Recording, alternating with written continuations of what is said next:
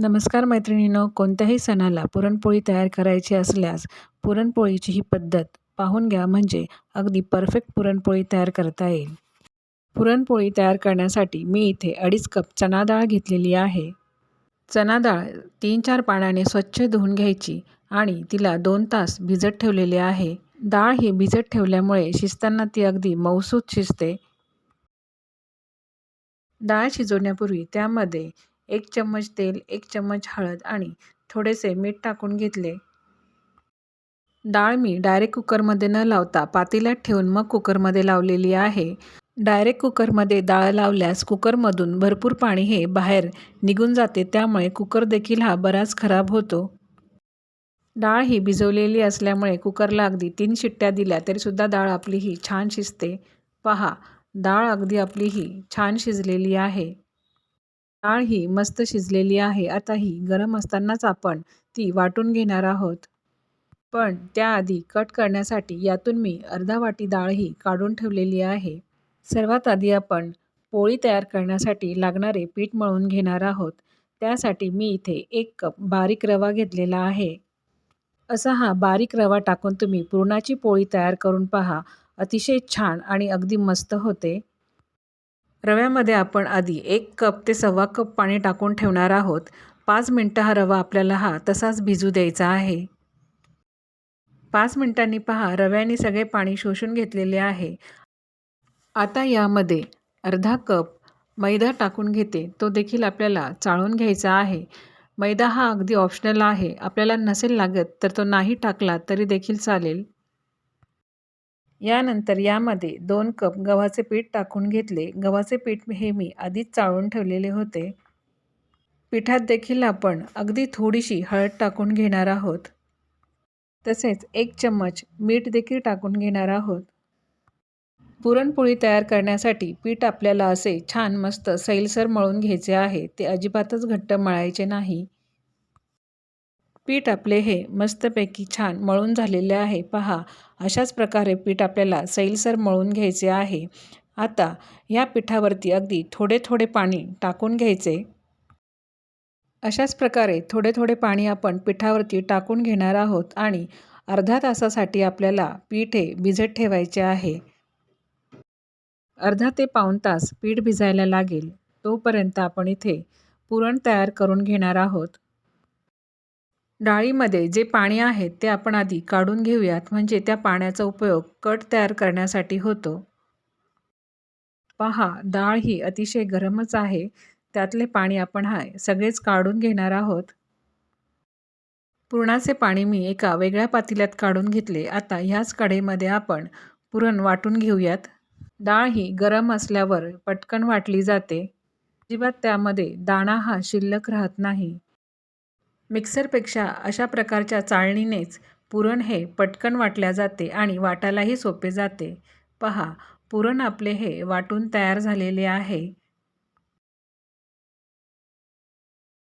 आता वाटलेल्या डाळीमध्ये मी 1 कप साखर आणि 1 कप गूळ टाकून घेणार आहे. मी 2.5 कप डाळ घेतलेली होती आणि त्यापैकी थोडीशी डाळ ही कटासाठी काढून ठेवलेली आहे. मी साखर आणि गुळाचे हे अर्धे-अर्धे प्रमाण घेतलेले आहे. तुम्ही नुसती साखर किंवा नुसते गूळ देखील टाकू शकता. डाळीच्या प्रमाणामध्ये तुम्ही गूळ किंवा साखर टाकली तरी देखील चालते, पण मला थोडेसे गोड कमी हवे आहेत, म्हणून मी साखर आणि गुळाचे प्रमाण थोडे कमी टाकलेले आहे. पुरण शिजतानाच यामध्ये मी अगदी थोडेसे साजूक तूप टाकून घेतले, त्यामुळे पोळी ही मऊसूद होण्यासाठी मदत होते. गूळ हा बारीक करूनच आपल्याला पुरणामध्ये टाकायचा आहे, म्हणजे तो पटकन शिजला जातो. पुरण तयार होण्यासाठी 5 ते 7 मिनिटं लागतात. गूळ आणि साखर टाकल्यानंतर पुरण थोडेसे पातळ होते. नंतर ते घट्ट व्हायला लागते. ते असे थोडेसे कढईला साईडनी चिटकायला लागले तेव्हा समजायचे की पुरण आपले तयार झालेले आहे.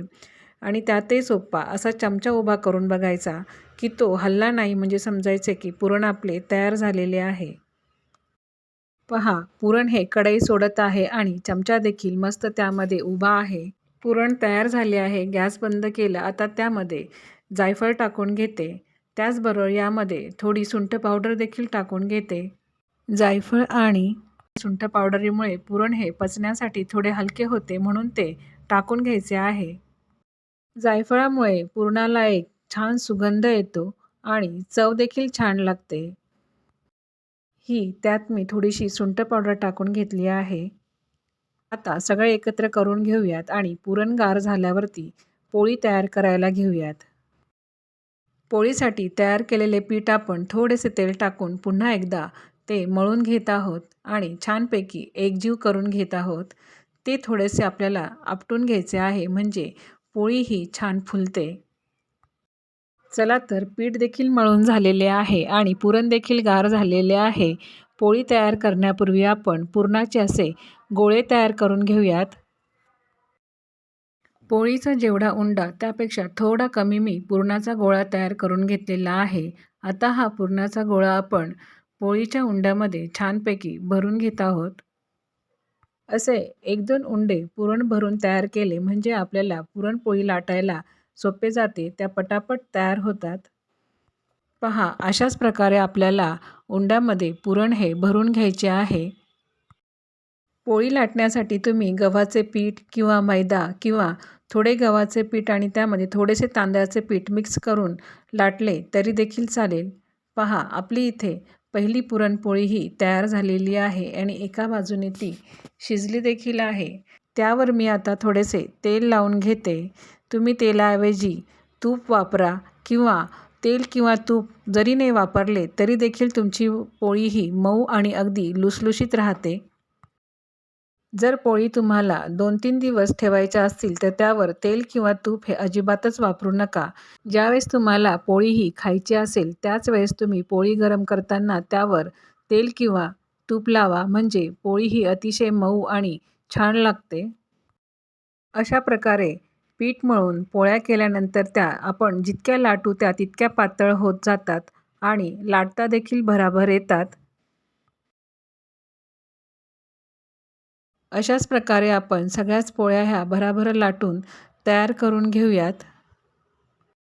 रव्यामुळे पोळीचा वरचा पदर हा फारच छान सुटतो आणि पोळी देखील ही अतिशय पातळ लाटता येते आणि जेवढी लाटावी तेवढी ती लाटता येते. मस्त अशी ही टम्म फुलणारी पोळी बघितली की फारच आनंद होतो. नक्कीच तुम्ही देखील अशाच प्रकारे पुरणाच्या पोळ्या करून पहा. तुम्हाला देखील त्या फारच आवडतील. अशाच प्रकारे मी सगळ्याच पोळ्या ह्या तयार करून घेतलेला आहे. पहा, तयार झालेल्या पोळ्यांचा रंग हा किती सुरेख आलेला आहे. एक पोळी मी तुम्हाला तोडून दाखवते. पहा, तिचे पदर देखील अतिशय पातळ झालेले आहेत आणि पुरण देखील सगळीकडे मस्त असे पसरलेले आहेत. चला तर मग अशी मस्तपैकी मऊ लुसलुशीत पुरणपोळ्यांची रेसिपी तुम्ही करून पहा. तुम्हाला ती नक्कीच खूप आवडेल. अशा पद्धतीने पुरणपोळी तयार करायची रेसिपी आवडल्यास गीतूज खाद्य संस्कृतीला लाईक करा, शेअर करा आणि सबस्क्राईब करा. धन्यवाद.